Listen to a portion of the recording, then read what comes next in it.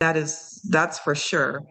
But I'm not gonna lie to you. Like I love the fact that I love the idea of AI being an extension of my brain, of Mm. calculating and processing things way faster than what I do, right? Like yesterday, I bought a whole bunch of groceries and I was like, okay, I need recipes. You know what I do? I snap a picture of everything on my table, all my groceries. I put it in the AI and I'm like, hey, can you please make my meal plans for this week? This is what I'm looking to accomplish. A Nice. few minutes versus how long it would have taken me to sit down there and go on Google and try to search up my own groceries and find out if I need everything or not. So it's like, why not use that? And I kind of feel like, does that make me, will that lead to me being less intelligent? Not at all.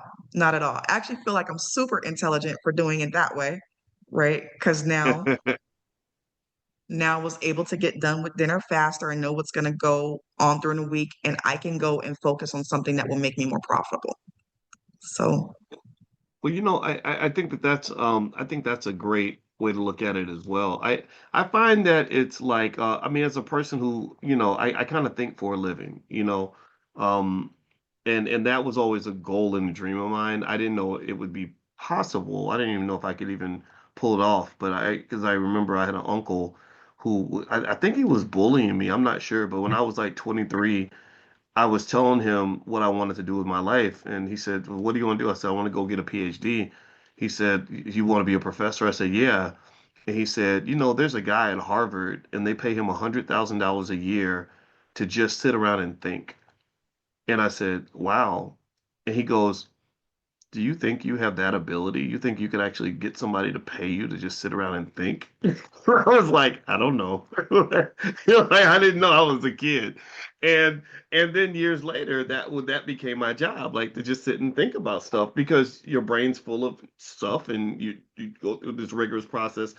And so then AI comes along and AI, they say AI has, in 2, 3, 4, 5 years, AI will have more intelligence than 100 Einsteins, right? So the question then becomes like, okay, what does that look like? Like, okay, does that mean that, we don't need to think anymore?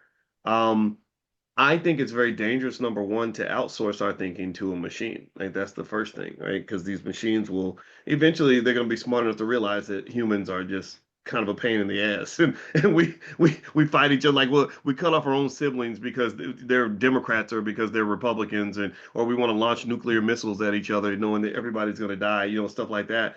But I do think that um, it became this interesting dance where I was like, well, instead of me looking at it as either I'm going to do the thinking or AI will do the thinking, I'm going to do thinking about how AI can do the thinking, right? Which is a consciousness. To me, that was a consciousness experience. It was like, okay, I see you coming. I see what you are. Humans are raising AI. Like I saw a guy, he explained AI was like a toddler and you're raising and we're training this toddler on what it means to be human because that's what they're learning. They're learning what humans do.